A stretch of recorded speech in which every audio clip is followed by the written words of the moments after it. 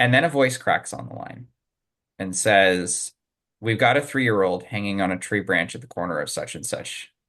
We can't get there. We need somebody who can." And this very active search and rescue line died. Like it was dead silent for like 3 minutes. And after about 3 minutes, a voice cracks on the line. We got him. He's in the boat. We got him. And Welcome to the Business Ownership Podcast, brought to you by Awareness Strategies, helping you navigate the waters between entrepreneurship and ownership. Hey there, peeps. This is Michelle Nedelec, and I'm super glad that you're here with us today because I am here with my most amazing guest, Dan. Dan, thank you so much for being here with us today. thank you so much for having me. Awesome. So give us a highlight of who you are and what you do for business. Yeah, my name's Dan Johnson. I am a nonprofit sustainability consultant. And basically, what that means is if you're a business owner who is on the board of or thinking about starting your own nonprofit, I help you create one that lasts. You got a overwhelmed executive director who is doing massive good in the community, but never has enough money and never has enough time. I step in, change that so that the nonprofit can actually make the impact they want to make. Right. I love it. So let's back up the bus a little bit. How did you get into this as your calling? Well, I'll try to keep the story somewhat short and sweet, but I was in politics. Everybody throw up. I was in politics for about 10 years or so. Don't worry, I landed in third party politics because I tried to keep my integrity. And that means you have to lose. So I landed in third party politics. So it Anybody wasn't out there really with a heart and soul, don't go into politics. And anybody who judges people in politics, don't go into politics. I am. basically. So I did that, for about 10 years, ran a couple nonprofits, and changed a bunch of laws, fought a bunch of legislation, mostly in the United States. And I was looking into taxes because I love two things, and those are math and paperwork. And together, that's taxes. And by that, I mean I hate it. So I decided to go into tax reform. And in that process, ended up coming up with this crazy idea of people being able to divert their taxes away from the government into a nonprofit of their choice, because nonprofits and government fill a lot of the same public sector areas, right? And the moment at which I decided I was going to go full nonprofit, I was working with an organization called the Cajun Navy. They are a ragtag group of Louisiana boaters I love that name. who, right? They all have shallow bottom boats, as you do in Louisiana, Right. and they were pretty frustrated how FEMA handled Hurricane Katrina as, a global embarrassment. And they decided to start rescuing people themselves, and they were rescuing thousands and thousands of Louisianans every year. And then Hurricane Harvey hit in 2017 in Texas. And it kind of brushed Louisiana, but it really slammed Houston. It dumped like 5 million gallons of water on Houston, Texas. And a friend of mine was like, "Hey, you want to listen on the emergency channel and like listen into what's going on because you're profiling this organization?" Sure. And on the emergency channel, there's lots of talk about we're rescuing this person here, and all the Air Force talk of Bravo and Charlie and all that stuff. And then a voice cracks on the line and says, "We've got a 3-year-old hanging on a tree branch at the corner of such and such. We can't get there. We need somebody who can." And this very active search and rescue line died. Like it was dead silent for like 3 minutes. And after about 3 minutes, a voice cracks on the line. We got him. He's in the boat. We got him. And and everybody just like breathes a huge sigh of relief. And at that moment, I was like, this is where the change is made, right here. And it took a while, but from then I decided to start a consulting firm to help nonprofits understand the business side of nonprofits, because if they did, then the Cajun Navy ended up rescuing 5,000 people in Hurricane Harvey with basically IT ticketing software, which is how we submitted the rescues, and Google Maps. Wow. And if they had had 500,000, $1 million, nobody might have died in Hurricane Harvey. They might have been able to get to almost everybody. And so, you take that lesson and That's what I do. Nonprofit leaders love to do the impact. They don't like to do the business side, and nobody really understands the business side. So dedicated a lot of time and effort to understanding that side and helping them with that side. Nice. I love that. Well, and it's so paramount because there's kind of, to me, there's two things going on. One is business owners understanding how nonprofits can help them to get the money to the community in the places they want to. So they start a peripheral nonprofit as kind of either a feeder to part of the business to, or, hey, we have this revenue and this is where I want it to go. So we're going to do this side nonprofit. And then, as you mentioned, people just with a heart and soul want to do something good for the community. And they're like, hey, this isn't about us. This is about getting the money to the community. So let's do the nonprofit, and oblivious to the business, which a lot of people, even to me, franchise owners that go from a corporate job and then they decide to start their own business, typically will take the money and go and start a franchise thinking it's turnkey and that business is quote unquote easy. And then they realize that, there's this thing called entrepreneurialism, which is kind of the mindset component of business. And you still have to understand, profits, losses, all expenses, and all the tax side of things. So huge kudos to you for going in there and doing that. And I'll also point out for those who can't see the video right now, is that you have a sign behind your head that says charity crossed out and then impact in big bold letters. And to me, that is everything, because it's not about doing charitable things, although it is. It's about how do you make that impact on people? Like, that's the real end story is, yes, we're going to donate our time and our money, but how do we get that impact to the people that need it without, like, marketing is marketing. You got to spend money on it, and people need the thing that you're delivering. So when you're working with somebody, it was a really long rant to get to 28 questions. Feel free to answer whichever ones you want. Is how do you start with a company and go, okay, like, where do we start? Are we starting on the finances? Are we starting P&Ls? Where's it going? Yeah. So we always start with mindset, always. Because, like you were talking about, a lot of nonprofits, they think about doing good. That's their thing. If it's a business owner who's starting a nonprofit, they're usually like, this section of my client base, I would love to help, but I can't. They can't afford what I offer. So I'm going to start a nonprofit that offers a very similar thing to that client base so I can help them. Or you've just got somebody who wants to make an impact on the community and they start, doing the thing. And this goes back to kind of the history of nonprofits.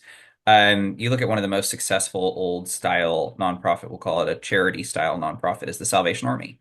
Everybody's got the red buckets and the red bucket brigade at all your local Walmarts. Well, when you walk out of your local Walmart and they ask you for money, do you think, well, what's the impact of this, or how is this going to? No, you're just like, wow, that makes me feel good. I can get rid of my extra change.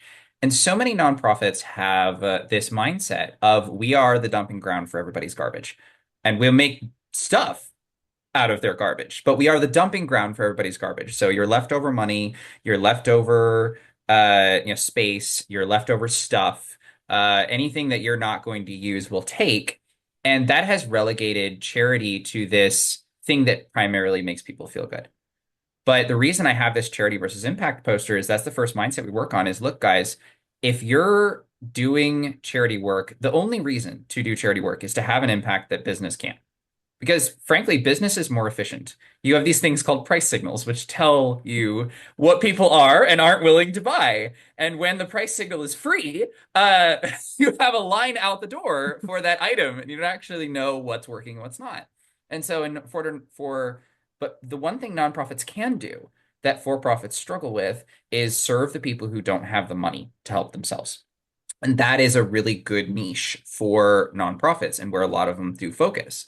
So if a nonprofit's focused on the area, I want them just to think in economic terms. What is your impact, right? So let's take an example. Let's say that you have a nonprofit that does youth entrepreneurship. So you help young people understand how to be business owners from disadvantaged communities and things like that. Let's say that you help 100 of those young people and you have a really crap success rate, like Of these 100 kids, only 20 of them go and start a business. And of those 20 who start a business, only five of those businesses are successful, which I think keeps with the standard rate. I was gonna And say that's of pretty average, actually. right, As sad as that is, I guess we're all crap. and of those five, only two of them make it to the 5 or 10 million mark and have 5 or 10 employees. Okay, but you just put two 5 or 10 million dollar businesses in per year into the community. And if you multiply that out by 40 years, you're looking at $400 million of value that is directed into that community, and you're asking for $100. That's the first thing that you have to change as a nonprofit board member, as a nonprofit leader, is to identify what impact you're actually making and then go sell that impact. So we start there. What is the actual value you're bringing to the table as a nonprofit? And then we proceed through the 5 steps of sustainability, if you will. Nice. Well, and to me, there's so much more because if you take 100 people that have at least attempted to run their own business, they start to understand how we create our success in life. So even if they don't succeed in the business on a fiscal basis, they've understood how they're in charge of their life. And you probably took 80 people off of, you know, um, social services because they've gone, oh, okay, I get it. I'm responsible for my reality. This is what I really want. And they start going after it. They start having hopes and aspirations. And and as weird as it sounds, so you've failed, quote unquote, failed at business, but you've turned around your life and you're in a position where you can succeed. That to me is that's paramount. I mean, that's that defines all non-profits. So, if you take that into account too, you almost have 100% success rate, and your fiscal line is substantially higher. And like, not everybody deals with people, right? If you're dealing with dogs and their impact on society, if you're dealing with ducks and ponds, what is the world impact for having that water system clean and flowing again? And, how much does that impact the people that go and walk around the park and maintain their sanity? And what is that worth to those CEOs that can then go and run their businesses? Like, people have to understand that it's not just, okay, this paper bag lunch is worth $10 or $4. Right, That's not the right. thing. Oh, absolutely. And what I tell nonprofit leaders all the time, they're nonprofit leaders often think it's a virtue to not ask for money because oh well, um you know we are doing all of this on 2 pennies and a nickel, and we are saving everybody money, and we're operating from that lack mindset. And what I tell them is, no, you're robbing the people who could be a part of this of the opportunity to change the world. How many times do you as a business owner get pitched on making more money and improving your business and all that stuff? How many times per year do you actually get pitched on making an impact on the people you care about long term? How many times do you get pitched on helping 10 veterans in your PTSD overcome, or in your community overcome PTSD? How many times do you get pitched on, preparing your community for disaster relief so the next disaster takes, only 50% of the lives of the last one? Like, how many times do you get that opportunity to make a legacy and make an impact? And for so many nonprofits, just hearing, oh, and just taking the time and thinking about what is your economic impact and all of those, extra tendrils we talked about, and just realizing how much that's worth, and then realizing that you could be giving other people an opportunity to come on here. I find for a lot of nonprofit leaders that raises them a good 10, 20 grand just doing that. Nice. Well, I love it because it's so true that uh, there was something you said I was gonna harp on there, because it's being able to it skipped my mind, but as soon as it pops back, I'm gonna bring it into focus. So when you're working with these people and they're getting the mindset thing, do you also start them looking at kind of the financials and start number crunching? And how do you get people to wrap their head around number crunching when they, just all of a sudden their eyes go blurry at the sight of a spreadsheet? How do you get them to As focus? someone whose eyes go blurry at the sight of a spreadsheet, this was also a challenge for me. So, what we do is we make the vague a lot more concrete. So, somebody hires me and brings me in to start fundraising. First, we're going to do some of the basics, right? We're going to identify what is your vision, what is that offer that you're giving people. We're offering X impact for you to invest in us. Okay, great. And then what we're going to look at is we're going to productize that. So this doesn't happen in nonprofits, and it's kind of wild because giving to nonprofits, if you've ever given to a nonprofit, it's a bit like walking into a Walmart that has no products on the shelves, no prices, but a really friendly greeter who tells you all about how amazing it's going to be and then asks you if you will give them money. It is a wild experience, but what you can do as a nonprofit is you can actually turn that into a product. So once you've like defined, okay, what's our impact? It might be we'll use the Veterans for PTSD example because that's really popular. And there might be a war between Canada and America anymore soon, so we'll need it. Anyway, All over the place. anyway, so if you look at that, I'll come in and we'll create an impact project, is what we'll call it. And what that will do is we're going to create a very small product that we use to test whether donors actually buy what we're selling yet or not.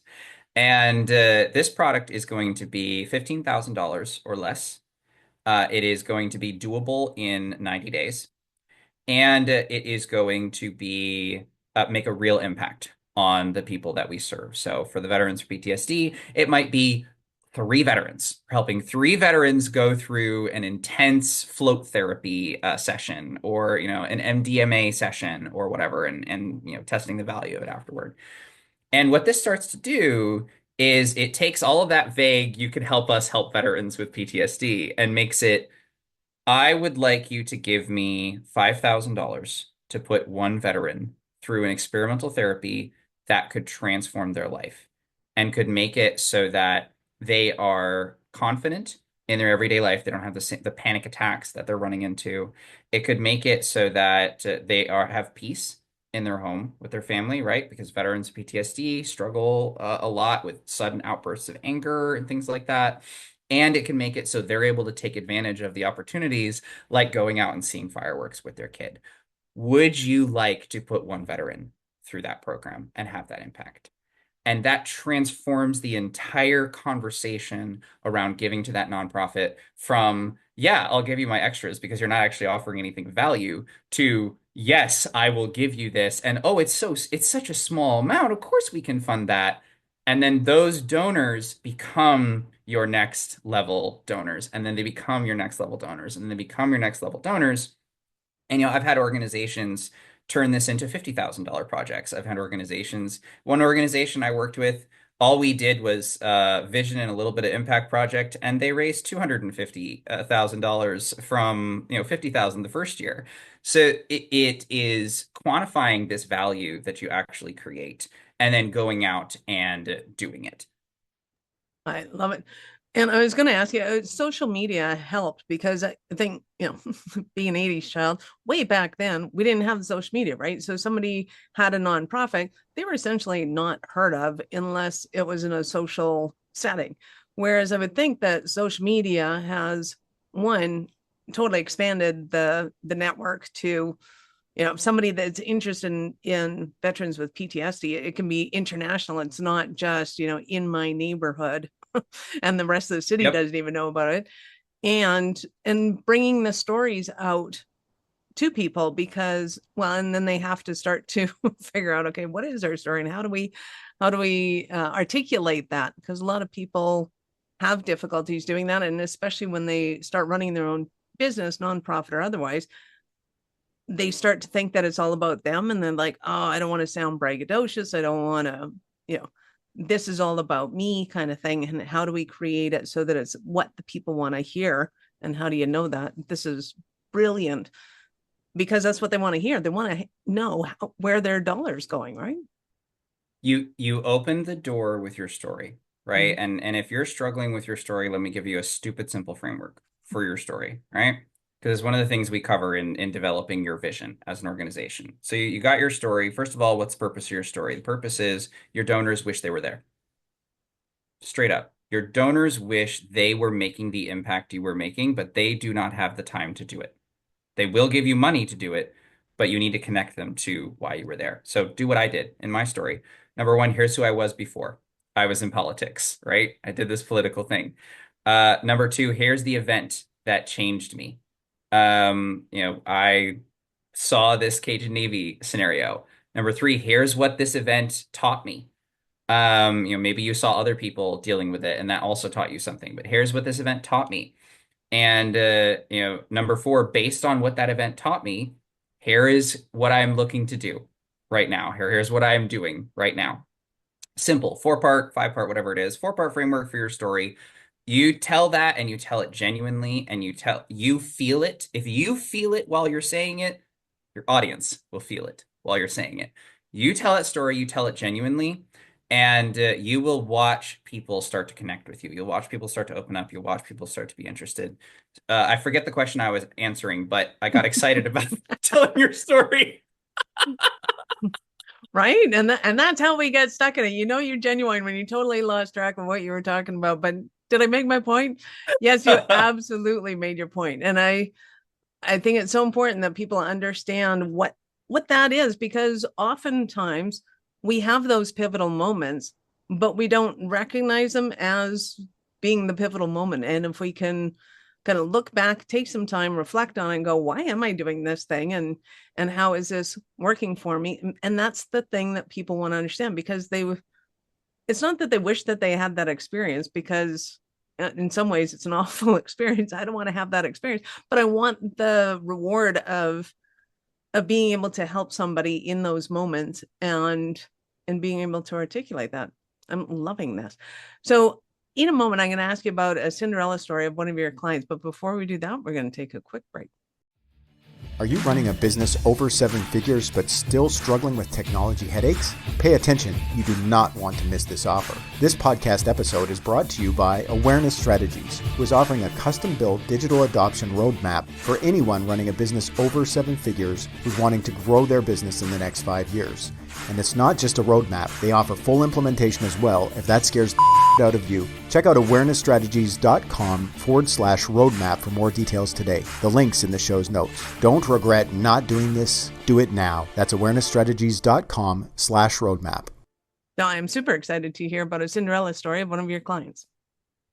Yes, so probably the wildest Cinderella story, because it surprises even me, was this client, Krista. I was connected to her through one of her board members, who noted he was basically like, she had a lack mindset and was struggling to fundraise. And so they reached out to me and I chatted with her for a bit.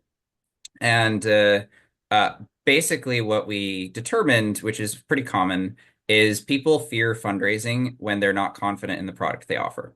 So we worked on her product and we developed her transformational vision, which is your story, your pressing problem, your vision of the future if you succeed, and the unique way you get there, and the way you treat each other, your values. We worked on that, and that's it. That's all we did. I didn't do anything technical afterward. It was sometimes a little bit challenging. She was a therapist and who had her own therapy business and struggled to separate her nonprofit from her therapy business. And so it was interesting to me because it actually taught me about the vision development process. Most nonprofit people say you need to develop a vision and then they won't tell you how to do it. Well, actually, the most important thing is, what problem do you solve? You need to have a problem statement before you get to a vision statement. And that process, through a very frustrating experience, taught me that. And I hadn't caught up with her in a while. We finished her transformational vision. I hadn't caught up with her in a while, so I caught up with her late last year. And one of the questions I asked her was just like, she kept going on and on about how helpful it was. And I was like, well, what was your revenue like? Like, what's the solid numbers? And they had gone from 50K in revenue when I was working with her to 250K in revenue, and purchased an office. And that is the only thing that I did with her was vision. So that is my Cinderella story of a client that, you got to have the grit and you got to be willing to go out and do it. But once you get a lot more clear on what you're selling, people will start buying it. Nice. I love it. Well, and that brings up the question, like, how does somebody know when they're faltering, other than they're faltering and they're going, oh, I'm just an idiot. I don't know if you can help me with that part.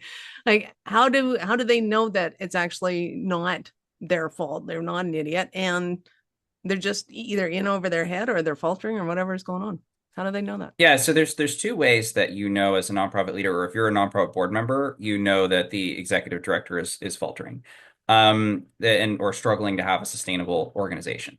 The first way is the executive director is still funding it themselves. They're still personally funding. The executive director should not be funding, the founder should not be funding the organization at all after year one. So if they're after year one and they're still struggling, they're still funding it themselves, something's broken in the organization. Number two is if they're dedicating an insane amount of time to the nonprofit, and a lot of it is in the program and like what the nonprofit does, as opposed to outreach and fundraising and going out and doing the work of being an executive, if they're still quote unquote running their own nonprofit and running all the programs, then they're not sustainable. They don't have the right team to support them. They don't have the right marketing to bring in donors. They don't have the right fundraising, something like that. So if one of those two things is happening with your nonprofit's executive director, then that is where I can step in and I can help and get that organization to have sustainability, to have the money, the attention, and the time that they need dedicated to run one program and run it successfully throughout the year. That's where I come in and help. Love it. So give me those three things again, because I think those were vitally important. Where the money's coming from, the time and the Yes. skills, and Yep. You need the money, you need the time, and you need the attention. You as a nonprofit, your organization has to have enough money, time, and attention to do it. And you can't do that just off of the executive director's back and their own time and their own money and their own Facebook posts. You have to have a system that is running in your organization to make that work. beautiful. I love it. Now I know our listeners are going to want more from you. How do they start that journey with you? Yeah, absolutely. So on my website, I have the nonprofit sustainability roadmap. This is the 5 steps that we have learned through hard trial and error and burning the candle at both ends, helping nonprofits. This is the tough stuff we've learned that are the 5 steps that you need to take in order to have a sustainable organization. So you can download that, and it's got a little bit of a handy checklist to know where you're at on that map. You can download that at my website, nextlevelnonprofits.us. And if you put in the reference that you were listening to it on Michelle Nedelek's show, then you will also get access to me for a 30-minute chat where we can chat about where your nonprofit is at and develop a customized roadmap to help your nonprofit last. Beautiful. Well, thank you for that. That's awesome. So we will, of course, have all of Dan's links in the show notes. So go ahead and scroll down, click on the link, open up a new browser because we're not done yet. So Dan, I get to ask you, at what point in life did you know you were special kind of crazy enough to think that you could become an entrepreneur? This was 2 years ago when me and my organization had a little bit of a separate difference of opinion on the vision. We split rather suddenly, and it was either go get a dead-end job or figure out how to provide for my family with a business. And that is what I decided to do. Wow, congratulations. That's quite the leap of faith off the cliff. Bye-bye, I'm out of here. Pooch. Basically. Nice. Well, we're all glad you did. That's awesome. You've been absolutely amazing. Any last words for our peeps? No, really, the only thing I think I would say is if you've been thinking about doing it, I'm part of the Just Do It Club. Just go do it, try it out, try it small, try it, manageable, but go try it. Because you want to leave a legacy for you and your kids, and you want to leave a legacy for the people around you, and you can do that if you go try. Beautiful. Dan, thank you so much for your time. I appreciate it, and I know how valuable it is. Thank you. Awesome. Peeps, this is Michelle Nedelek. Thank you for being here with us today. Be sure to subscribe to the show and share it with your friends. We love helping entrepreneurs grow. Are you running a business over 7 figures but still struggling with technology headaches? Pay attention, you do not want to miss this offer. This podcast episode is brought to you by Awareness Strategies, who is offering a custom-built digital adoption roadmap for anyone running a business over 7 figures who's wanting to grow their business in the next 5 years. And it's not just a roadmap, they offer full implementation as well if that scares the out of you. Check out awarenessstrategies.com/roadmap for more details today. The link's in the show's notes. Don't regret not doing this. Do it now. That's awarenessstrategies.com/roadmap.